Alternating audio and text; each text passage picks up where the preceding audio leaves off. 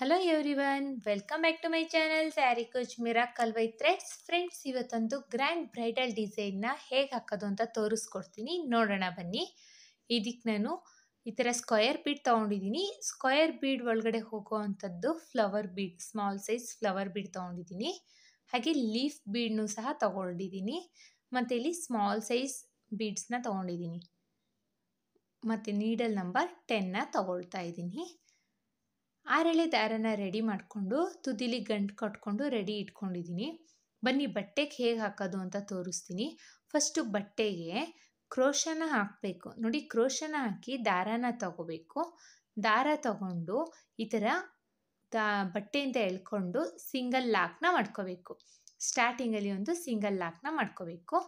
Single lock ಆದಮೇಲೆ ನೋಡಿ, single lock ಪಕ್ಕದಲ್ಲೇ ಇನ್ನೊಂದು ಸಿಂಗಲ್ ಲಾಕ್ನ ಮಾಡ್ಕೊಳ್ಳೋಣ. ಅಂದರೆ 2 ಟೈಮ್ಸು ಸಿಂಗಲ್ ಲಾಕ್ನ ಮಾಡ್ಕೋಬೇಕು. ಸ್ಟಾರ್ಟಿಂಗಲ್ಲಿ 2 ಟೈಮ್ಸ್ ಸಿಂಗಲ್ ಲಾಕ್ ಆದಮೇಲೆ ನೋಡಿ, 1 2 3 4 4 ಚೈನ್ನ ಹಾಕ್ಕೊಂಡಿದ್ದೀನಿ. 4 ಚೈನ್ನ ಹಾಕ್ಕೊಂಡು ಸ್ಟ್ರೈಟಾಗಿಟ್ಟು ನೋಡಿ ಎಲ್ಲಿ ಬರುತ್ತೆ ಅಂತ ನೋಡಿಕೊಂಡು ಬಟ್ಟೆಗೆ ಸ್ಟ್ರೈಟಾಗಿಟ್ಟು ಬಟ್ಟೆಗೆ ಲಾಕ್ನ ಮಾಡ್ಕೋಬೇಕು. ಇದು ಬಟ್ಟೆಗೆ ಲಾಕ್ ಮಾಡ್ಕೋಬೇಕಾದ್ರೆ ಸುಕ್ಕಾಗದೇ ಇರೋ ರೀತಿಯಲ್ಲಿ ನೋಡಿಕೊಂಡು ಲಾಕ್ನ ಮಾಡ್ಕೊಳ್ಳಿ.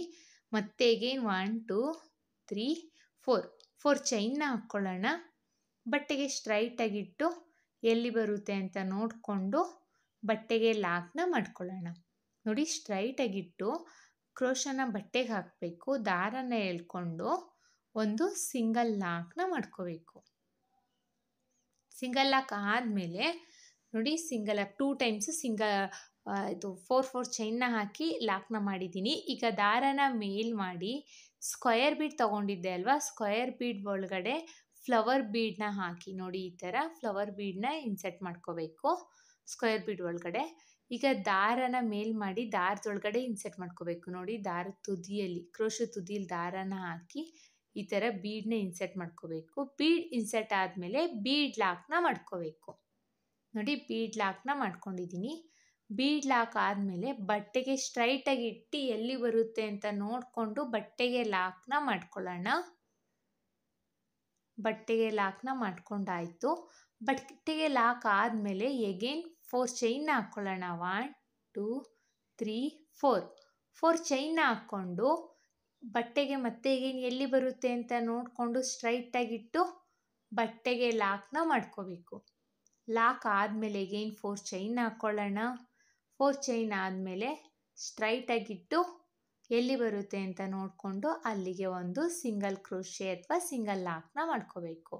ಸಿಂಗಲ್ ಕ್ರೋಶೆ ಅಥವಾ ಸಿಂಗಲ್ ಲಾಕ್ ಆದಮೇಲೆ ಎಗೇನ್ 4 ಚೈನ್ನ ಹಾಕ್ಕೋಬೇಕು. ಮತ್ತು ಸ್ಟ್ರೈಟಾಗಿಟ್ಟು ಎಲ್ಲಿ ಬರುತ್ತೆ ಅಂತ ನೋಡಿಕೊಂಡು ಬಟ್ಟೆಗೆ ಲಾಕ್ನ ಮಾಡ್ಕೋಬೇಕು. ಲಾಕ್ ಅಥವಾ ಸಿಂಗಲ್ ಕ್ರೋಶೆ ಎರಡೂ ಒಂದೇ.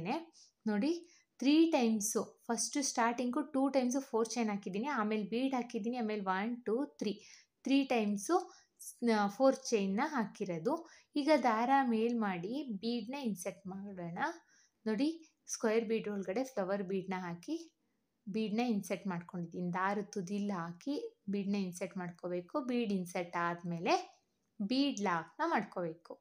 ಬೀಡ್ ಲಾಕ್ ಆದಮೇಲೆ ನೋಡಿ, ಇಲ್ಲಿ ಬಟ್ಟೆಗೆ ಸ್ಟ್ರೈಟಾಗಿಟ್ಟು ಎಲ್ಲಿ ಬರುತ್ತೆ ಅಂತ ನೋಡಿಕೊಂಡು ಬಟ್ಟೆಗೆ ಲಾಕ್ನ ಮಾಡ್ಕೊಳ್ಳೋಣ.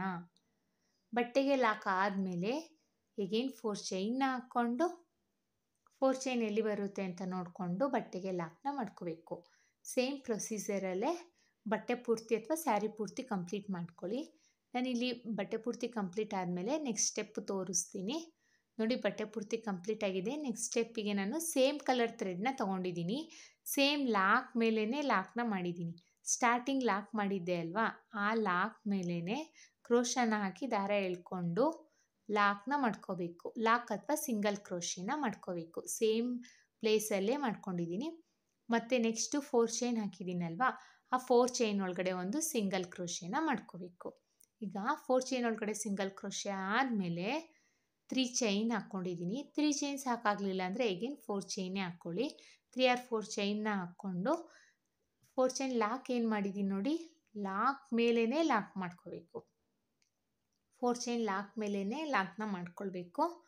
ಲಾಕ್ ಆದಮೇಲೆ ಈಗ ನೋಡಿ, 1 2 2 ಚೈನ್ನ ಹಾಕ್ಕೊಂಡು ಈ 4 ಚೈನ್ ಗ್ಯಾಪ್ ಇದೆ ನೋಡಿ, ಈ 4 ಚೈನ್ ಗ್ಯಾಪ್ ಒಳಗಡೆ ಹೋಗಿ ಲಾಕ್ನ ಮಾಡ್ಕೋಬೇಕು. 2 ಚೈನ್ ಹಾಕ್ಕೊಂಡು ನಾನು ಲಾಕ್ನ ಮಾಡಿದ್ದೀನಿ. 1 ಆರ್ 2 ಚೈನ್ ಹಾಕ್ಕೊಂಡ್ರು ಸಾಕು. ನಾನಿಲ್ಲಿ 2 ಚೈನ್ನ ಹಾಕ್ಕೊಂಡಿದ್ದೀನಿ.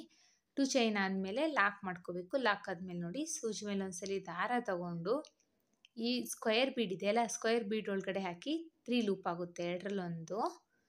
ಎರಡರಲ್ಲೊಂದು ಡಬಲ್ ಕ್ರೋಶೇನ ಮಾಡ್ಕೋಬೇಕು. ನೋಡಿ ಇಲ್ಲಿ ಸೂಜಿ ಮೇಲೆ ಒಂದ್ಸಲಿ ದಾರ ತಗೋಬೇಕು, ಸ್ಕ್ವೇರ್ ಬೀಡ್ ಒಳಗಡೆ ಹಾಕಿ 3 ಲೂಪ್ ಆಗುತ್ತೆ.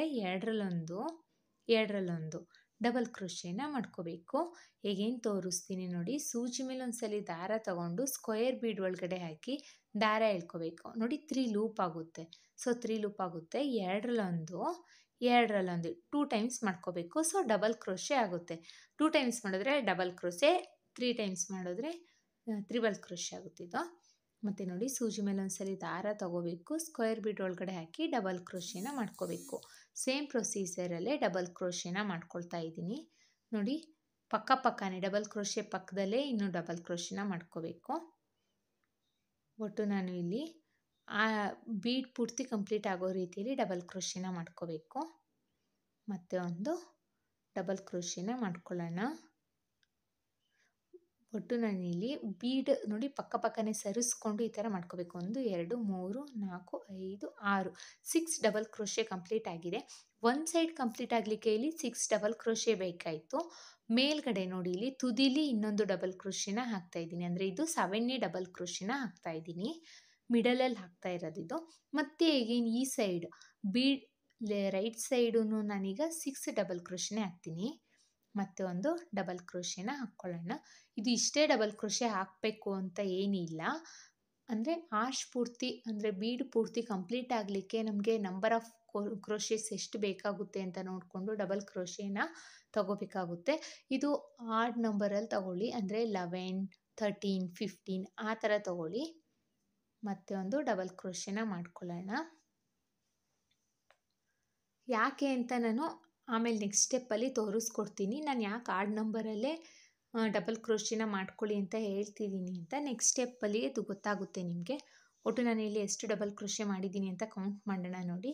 1 2 3 4 5 6 7 8 9 10 11 12 13.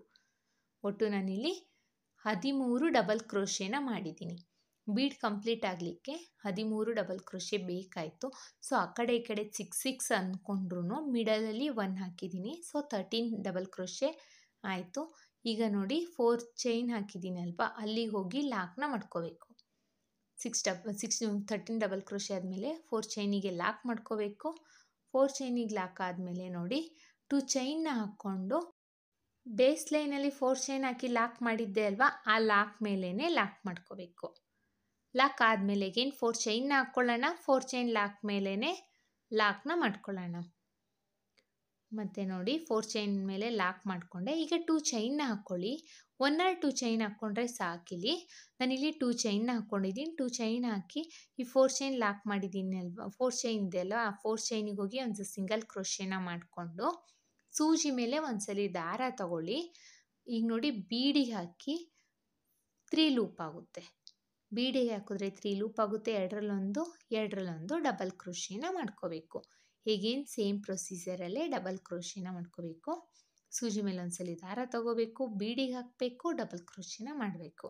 ನೋಡಿ ಸೂಜಿ ಮೇಲೆ ಒಂದ್ಸಲಿ ದಾರ ತಗೋಬೇಕು, ಬೀಡಿಗೆ ಹಾಕಿ 3 ಲೂಪ್ ಆಗುತ್ತೆ. ಎರಡರಲ್ಲೊಂದು ಡಬಲ್ ಕ್ರೋಶೆನ ಮಾಡಬೇಕು. ನೋಡಿ ಇದೇ ಥರ ನಾವೀಗ ಆರ್ಚ್ ಪೂರ್ತಿ ಕಂಪ್ಲೀಟ್ ಮಾಡಬೇಕು, ಅಂದರೆ ಬೀಡ್ ಪೂರ್ತಿ ಕಂಪ್ಲೀಟ್ ಮಾಡಬೇಕು.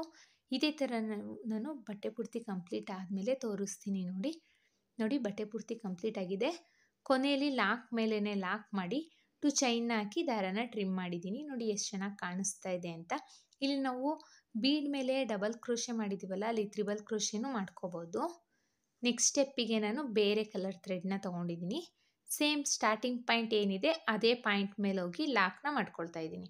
ಸೇಮ್ ಸ್ಟಾರ್ಟಿಂಗ್ ಪಾಯಿಂಟ್ ಇದೆ ಅಲ್ವಾ, ಅಲ್ಲಿಗೇ ಲಾಕ್ನ ಮಾಡ್ಕೊಂಡಿದ್ದೀನಿ. ಲಾಕ್ ಆದಮೇಲೆ ನೆಕ್ಸ್ಟು 4 ಚೈನ್ ಹಾಕಿದ್ದೀನಿ ಅಲ್ವಾ, ನೆಕ್ಸ್ಟ್ 4 ಚೈನಿಗೆ ಒಂದು ಸಿಂಗಲ್ ಕ್ರೋಶೆನ ಮಾಡಬೇಕು. ಅಂದರೆ 4 ಚೈನಿಗೆ ಒಂದು ಲಾಕ್ ಮಾಡ್ಕೊಂಡಿದ್ದೆ, ಸಿಂಗಲ್ ಕ್ರೋಶೆ ಅಲ್ವಾ, ಆ ಲಾಕ್ ಮೇಲೇನೂ ಲಾಕ್ ಮಾಡ್ಕೊಳ್ತಾ ಇದ್ದೀನಿ. ಆ ಲಾಕ್ ಮೇಲೂ ಲಾಕ್ ಆದಮೇಲೆ ಈಗಿನ 4 ಚೈನ್ ಇರೋ ಕಡೆ 4 ಚೈನ್ನ ಹಾಕ್ಕೊಳ್ಳೋಣ. 4 ಚೈನ್ನ ಹಾಕಿ ಲಾಕ್ ಮೇಲೇ ಲಾಕ್ನ ಮಾಡ್ಕೋಬೇಕು. 1 2 3 4 4 ಚೈನ್ನ ಹಾಕ್ಕೊಂಡಿದ್ದೀನಿ. 4 ಚೈನ್ ಆದಮೇಲೆ ನೋಡಿ ಲಾಕ್ ಮೇಲೆ 4 ಚೈನ್ ಲಾಕ್ ಏನಿದೆ ನೋಡಿ ಆ ಲಾಕ್ ಮೇಲೇ ಲಾಕ್ನ ಮಾಡ್ತಾಯಿದ್ದೀನಿ. ಲಾಕ್ ಆದಮೇಲೆ ಈಗ ಡೈರೆಕ್ಟಾಗಿ ದಾರಾನ ಮೇಲ್ ಮಾಡಿ ಬೀಡ್ಸ್ನ ಇನ್ಸೆಟ್ ಮಾಡ್ಕೊಳ್ಳೋಣ. ಇಲ್ಲಿ ರೌಂಡ್ ಶೇಪಲ್ಲಿ ಸ್ಮಾಲ್ ಬೀಡ್ಸ್ ತೊಗೊಂಡಿದ್ದೀನಿ ನಾನು. ಸ್ಮಾಲ್ ಸೈಜ್ ಬೀಡ್ಸ್ನ ತೊಗೊಂಡಿದ್ದೀನಿ. ಅಟ್ ಎ ಟೈಮ್ 3 ಬೀಡ್ಸ್ ತೊಗೊಂಡಿದ್ದೀನಿ. ನೀವು ಒಂದೊಂದು ಬೀಡನ್ನ ಯೂಸ್ ಮಾಡಿಕೊಂಡ್ರು ನೋ ಪ್ರಾಬ್ಲಮ್. ಅಭ್ಯಾಸ ಇರೋರು 2-3 ತೊಗೊಳ್ಳಿ, ಇಲ್ಲ ಅಂದರೆ ಒಂದೇ ಬೀಡ್ ತೊಗೊಳ್ಳಿ. ಈಗ ನೋಡಿ ಸೂಜಿ ಮೇಲೆ ಒಂದ್ಸಲಿ ದಾರ ತಗೊಂಡು ಇಲ್ಲಿ ಬೀಡಿಗೆ ಸ್ಟಾರ್ಟಿಂಗ್ ಡಬಲ್ ಕ್ರೋಶೆ ಮಾಡಿದ್ದೀನಲ್ಲ, ಡಬಲ್ ಕ್ರೋಶೆ ಮೇಲ್ಗಡೆ ಹೋಲಿಗೆ ಹೋಗಿ ಇಲ್ಲೂ ಹೇಗೆ ಡಬಲ್ ಕ್ರೋಶೆನೇ ಮಾಡಬೇಕು. ನೋಡಿ ಒಂದು ಬೀಡನ್ನ ಇನ್ಸರ್ಟ್ ಮಾಡ್ಕೋಬೇಕು. ಬೀಡ್ ಇನ್ಸರ್ಟ್ ಆದಮೇಲೆ ಸೂಜಿ ಮೇಲೆ ಒಂದ್ಸಲಿ ದಾರ ತಗೋಬೇಕು. ನೆಕ್ಸ್ಟ್ ಡಬಲ್ ಕ್ರೋಶೆ ಮೇಲ್ಗಡೆ ಹೋಲಿದೆ ನೋಡಿ, ಇಲ್ಲಿ ಮೇಲ್ಗಡೆ ಡಬಲ್ ಕ್ರೋಶೆ ಮೇಲ್ಗಡೆ ಹೋಲಿಗೆ ಹೋಗಿ 3 ಲೂಪ್ ಆಗುತ್ತೆ. ಎರಡರಲ್ಲೊಂದು ಡಬಲ್ ಕ್ರೋಶೆನ ಮಾಡ್ಕೋಬೇಕು. ಹೇಗೇನು ನೋಡಿ ಸೂಜಿ ಮೇಲೆ ಒಂದ್ಸಲಿ ದಾರ ತಗೊಳ್ಳೋಣ, ಡಬಲ್ ಕ್ರೋಶೆ ಮೇಲ್ಗಡೆ ಹೋಗಿ ಮತ್ತೆಗೇನು ಡಬಲ್ ಕ್ರೋಶೆನ ಮಾಡ್ಕೊಳ್ಳೋಣ. ಸೇಮ್ ಪ್ರೊಸೀಜರಲ್ಲೇ ಕಂಟಿನ್ಯೂ ಮಾಡಬೇಕು. ಮತ್ತು ದಾರಾನ ಮೇಲ್ ಮಾಡಿ ಇನ್ನು ಬೀಡ್ಸ್ನ ಇನ್ಸೆಟ್ ಮಾಡ್ಕೊಳ್ಳೋಣ. ಒಂದು ಬೀಡನ್ನ ಇನ್ಸೆಟ್ ಮಾಡಿದ್ದೀನಿ. ಒಂದು ಬೀಡ್ ಇನ್ಸೆಟ್ ಆದಮೇಲೆ ಸೂಜಿ ಮೇಲೆ ಒಂದ್ಸಲಿ ದಾರ ತಗೊಂಡು ನೆಕ್ಸ್ಟ್ ಡಬಲ್ ಕ್ರೋಶೆ ಮೇಲ್ಗಡೆ ಹೋಲಿಗೆ ಹೋಗಿ 3 ಲೂಪ್ ಆಗುತ್ತೆ. ಎರಡರಲ್ಲೊಂದು ಡಬಲ್ ಕ್ರೋಶೆನ ಮಾಡ್ಕೊಳ್ಳೋಣ. ನೋಡಿ ಇದೇ ಥರ ನಾವು ಆರ್ಚ್ ಪೂರ್ತಿ ಕಂಪ್ಲೀಟ್ ಆಗೋ ರೀತಿಯಲ್ಲಿ ಡಬಲ್ ಕ್ರೋಶೆನ ಮಾಡಬೇಕು. ಬೀಡ್ ಹಾಕಿನೇ ಡಬಲ್ ಕ್ರೋಶೆನ ಮಾಡಬೇಕು.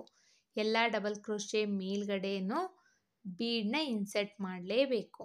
ಬೀಡ್ ಇನ್ಸರ್ಟ್ ಆದಮೇಲೆ ಇಲ್ಲಿ ನಾನು ಡಬಲ್ ಕ್ರೋಶೆನ ಮಾಡ್ತಾಯಿದ್ದೀನಿ. ನೀಟಾಗಿ ಅಬ್ಸರ್ವ್ ಮಾಡಿ ಮತ್ತೆ ಒಂದು ಡಬಲ್ ಕ್ರೋಶೆನ ಮಾಡ್ಕೊಳ್ಳೋಣ.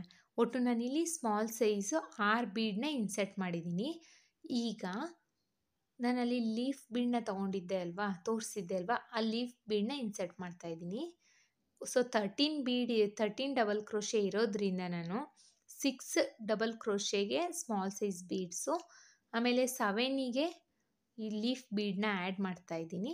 ರಿಮೈನಿಂಗ್ 6 ಮಿಕ್ಕುತ್ತಲ್ವ ಆ ಕಡೆ ಸೈಡು, ಅದಕ್ಕೆ ನಾನು ಸ್ಮಾಲ್ ಸೈಜ್ ರೌಂಡ್ ಬೀಡನ್ನ ಇನ್ಸರ್ಟ್ ಮಾಡ್ತೀನಿ. ಸೊ ಹಾಗಾಗಿ ಹೇಳಿದ್ದು ನಾನು ಆಡ್ ನಂಬರ್ ತಗೊಳ್ಳಿ ಅಂತ ಹೇಳಿದ ರೀಸನ್ನೇ ಇಲ್ಲಿಯೇ, ಯಾಕಂದರೆ ಲೀಫ್ ಬೀಡನ್ನ ಮಿಡಲಲ್ಲಿ ಇನ್ಸರ್ಟ್ ಮಾಡಲಿಕ್ಕೆ ಅಂತ. ಮತ್ತೆ ಒಂದು ಬೀಡನ್ನ ಇನ್ಸರ್ಟ್ ಮಾಡ್ಕೊಳ್ಳೋಣ. ಬೀಡ್ ಇನ್ಸರ್ಟ್ ಆದಮೇಲೆ ಸೂಜಿ ಮೇಲೆ ಒಂದ್ಸಲಿ ದಾರ ತಗೊಂಡು ನೆಕ್ಸ್ಟ್ ಡಬಲ್ ಕ್ರೋಶೆ ಮೇಲ್ಗಡೆ ಹೋಲಿಗೆ ಹೋಗಿ ಡಬಲ್ ಕ್ರೋಶೆನ ಮಾಡ್ಕೊಳ್ಳೋಣ.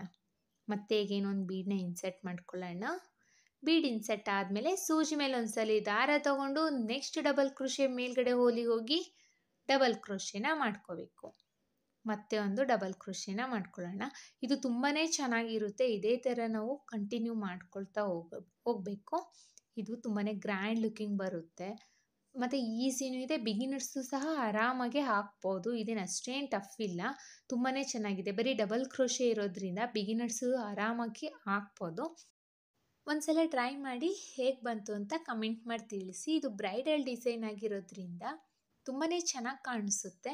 ಇದು ಜಾಸ್ತಿ ಟೈಮು ಹಿಡಿಯಲ್ಲ, ಬೇಗನೂ ಆಗುತ್ತೆ, ಆರಾಮಾಗಿ ಹಾಕ್ಬೋದು. ಈಸಿಯಾಗೂ ಇದೆ ಡಿಸೈನು, ಅಷ್ಟೇನು ಡಿಫಿಕಲ್ಟ್ ಇಲ್ಲ. ಮತ್ತೆ ಒಂದು ಡಬಲ್ ಕ್ರೋಶೆನ ಮಾಡ್ಕೊಳ್ತಾ ಇದ್ದೀನಿ. ಇಲ್ಲಿ ನೋಡಿ ಲಾಸ್ಟ್ ಕೊನೆಯಲ್ಲೂ ನಾನು ಬೀಡ್ ಹಾಕ್ಬಿಟ್ಟೆ ಡಬಲ್ ಕ್ರೋಶೆನ ಮಾಡ್ಕೊಳ್ತಾ ಇದ್ದೀನಿ. ನೀವು ಬೇಕು ಅಂದರೆ ಇಲ್ಲಿ ಒಂದಕ್ಕೆ ಬೀಡನ್ನ ಒಂದು ಡಬಲ್ ಕ್ರೋಶೆ ಮೇಲ್ಗಡೆ ಬೀಡನ್ನ ಹಾಕಿ ನೆಕ್ಸ್ಟ್ ಡಬಲ್ ಕ್ರೋಶೆನ ಹಾಗೆ ಖಾಲಿ ಬಿಡ್ಬೋದು, ಹಾಗೆ ಖಾಲಿ ಡಬಲ್ ಕ್ರೋಶೆನ ಮಾಡ್ಬೋದು. ಮತ್ತು ಈಗ ಕೊನೆಯಲ್ಲಿ 4 ಚೈನ್ ಹಾಕಿ ಲಾಕ್ ಮಾಡಿದ್ದೆ ಅಲ್ವಾ, ಆ ಲಾಕ್ ಮೇಲೆ ಲಾಕ್ನ ಮಾಡ್ಕೋಬೇಕು. ನೋಡಿ ಎಷ್ಟು ಚೆನ್ನಾಗಿ ಕಾಣಿಸ್ತಾ ಇದೆ ಅಂತ, ಎಷ್ಟು ಚೆನ್ನಾಗಿ ಗ್ರ್ಯಾಂಡ್ ಲುಕಿಂಗ್ ಬಂದಿದೆ ಅಂತ ನೋಡಿ. ಇಲ್ಲಿ ತುಂಬಾ ಚೆನ್ನಾಗಿದೆ. ಎಲ್ಲ ಆರ್ಚ್ ಮೇಲೂ ಬೀಡ್ ಬೇಡ ಅಂದರೆ ಎಲ್ಲ ಡಬಲ್ ಕ್ರೋಶೆಗೂ ಬೀಡ್ ಬೇಡ ಅನ್ನೋರು ಒಂದನ್ನು ಹಾಕಿ ಇನ್ನೊಂದನ್ನು ಹಾಗೇ ಡಬಲ್ ಕ್ರೋಶೆನ ಮಾಡ್ಬೋದು. ಮತ್ತೆಗೆ 4 ಚೈನ್ನ ಹಾಕ್ಕೊಳ್ಳೋಣ. 4 ಚೈನ್ನ ಹಾಕ್ಕೊಂಡು ಲಾಕ್ ಮೇಲೇ ಲಾಕ್ನ 4 ಚೈನ್ ಲಾಕ್ ಮಾಡಿದ್ದೆ ಅಲ್ವಾ, ಆ ಲಾಕ್ ಮೇಲೇ ಲಾಕ್ನ ಮಾಡ್ಕೊಳ್ಳೋಣ. ಇದು ಬಂದು ಕುಚ್ಚು ಕಟ್ಟಲಿಕ್ಕೆ ಅಂತ. ಮತ್ತೆ ನೋಡ್ಕೊಳ್ಳಿ, ಲಾಕ್ ಮೇಲೆ ಲಾಕ್ ಆದಮೇಲೆ ನೋಡಿ ಇವಾಗ ಬೀಡನ್ನ ಇನ್ಸರ್ಟ್ ಮಾಡ್ಕೋಬೇಕು. ಇಲ್ಲಿ ಸ್ಟಾರ್ಟಿಂಗಲ್ಲೇ ಬೀಡನ್ನ ಇನ್ಸರ್ಟ್ ಮಾಡ್ಕೋಬೇಕು. ಬೀಡ್ ಇನ್ಸರ್ಟ್ ಆದಮೇಲೆ ನೋಡಿ ಸೂಜಿ ಮೇಲೆ ಒಂದ್ಸಲಿ ದಾರ ತಗೊಂಡು ಇಲ್ಲಿ ಸ್ಟಾರ್ಟಿಂಗ್ ಡಬಲ್ ಕ್ರೋಶೆ ಇದೆಯಲ್ಲ, ಡಬಲ್ ಕ್ರೋಶೆ ಮೇಲ್ಗಡೆ ಹೋಲಿಗೆ ಹೋಗಿ ಹೇಗೇನು ಡಬಲ್ ಕ್ರೋಶೆನೇ ಮಾಡ್ಕೋಬೇಕು. ಮತ್ತೆ ಒಂದು ಬೀಡನ್ನ ಇನ್ಸರ್ಟ್ ಮಾಡ್ಕೊಳ್ಳೋಣ. ನೆಕ್ಸ್ಟ್ ಡಬಲ್ ಕ್ರೋಶೆ ಮೇಲ್ಗಡೆ ಹೋಲಿಗೆ ಹೋಗಿ ಡಬಲ್ ಕ್ರೋಶೆನ ಮಾಡ್ಕೊಳ್ಳೋಣ ನೋಡಿ. ಮತ್ತೆ ನೆಕ್ಸ್ಟ್ ಡಬಲ್ ಕ್ರೋಶೆನ ಮಾಡ್ಕೋಬೇಕು. ಇದೇ ಥರ ಬಟ್ಟೆ ಪೂರ್ತಿ ಕಂಪ್ಲೀಟ್ ಮಾಡಬೇಕು. ನನ್ನ ಬಟ್ಟೆ ಪೂರ್ತಿ ಕಂಪ್ಲೀಟ್ ಆದಮೇಲೆ ಹೇಗೆ ಕಾಣಿಸ್ತು ಅಂತ ತೋರಿಸ್ತೀನಿ ನೋಡಿ. ನೋಡಿ ಇಲ್ಲಿ ಬಟ್ಟೆ ಪೂರ್ತಿ ಕಂಪ್ಲೀಟ್ ಆಗಿದೆ. ಎಷ್ಟು ಚೆನ್ನಾಗಿ ಗ್ರ್ಯಾಂಡ್ ಲುಕ್ಕಿಂಗ್ ಬಂದಿದೆ ಅಂತ ನೋಡಿ. ಇದಕ್ಕೆ ನಾನು ಕುಚ್ಚು ಕಟ್ಬಿಟ್ಟು ಹೇಗೆ ಕಾಣಿಸುತ್ತೆ ಅಂತ ತೋರಿಸ್ತೀನಿ ನೋಡಿ. ನಾನಿಲ್ಲಿ ಕುಚ್ಚು ಕಟ್ಟಲಿಕ್ಕೆ 150 ಎಳೆ ದಾರಾನ ತೊಗೊಂಡಿದ್ದೀನಿ. ಒನ್ಸ್ ಅದು ಡಬಲ್ ಆಯಿತು ಅಂದರೆ 300 ಎಳೆ ಆಯಿತು. ತುಂಬಾ ಗ್ರ್ಯಾಂಡ್ ಲುಕ್ಕಿಂಗ್ ಬಂದಿದೆ ಅಂತ ನೋಡಿ. ಇದಕ್ಕೆ ನಾವು ಬೇಕಾದರೆ ಸ್ಟೋನ್ ಚೈನ್, ಬಾಲ್ ಚೈನು ಬೇಕಾದರೆ ಅಂಟಿಸ್ಕೋಬೋದು, ಇನ್ನೂ ಗ್ರ್ಯಾಂಡ್ ಲುಕ್ಕಿಂಗ್ ಬರುತ್ತೆ. ಐ ಹೋಪ್ ನಿಮ್ಗೆ ಈ ವಿಡಿಯೋ ಇಷ್ಟ ಆಗಿದೆ ಅಂತ ಅಂದ್ಕೊಂಡಿದ್ದೀನಿ. ಇಷ್ಟ ಆಗಿದ್ದಲ್ಲಿ ಲೈಕ್ ಕೊಡೋದನ್ನ ಮಾತ್ರ ಮರಿಬೇಡಿ. ಹಾಗೆ ಯಾರೆಲ್ಲ ನನ್ನ ಚಾನಲ್ನ ಸಬ್ಸ್ಕ್ರೈಬ್ ಮಾಡ್ಕೊಳ್ದೆ ನೋಡ್ತಾ ಇದ್ದೀರಾ, ಪ್ಲೀಸ್ ಸಬ್ಸ್ಕ್ರೈಬ್ ಮಾಡಿಕೊಂಡು ಬೆಲ್ಲೈಕನ್ನ ಒತ್ತಿ ಆಲ್ ಅನ್ನೋ ಆಪ್ಷನ್ಸ್ನ ಸೆಲೆಕ್ಟ್ ಮಾಡ್ಕೊಳ್ಳಿ. ಮತ್ತೆ ಮುಂದಿನ ವಿಡಿಯೋಲಿ ಭೇಟಿಯಾಗೋಣ. Thank you for watching. Bye.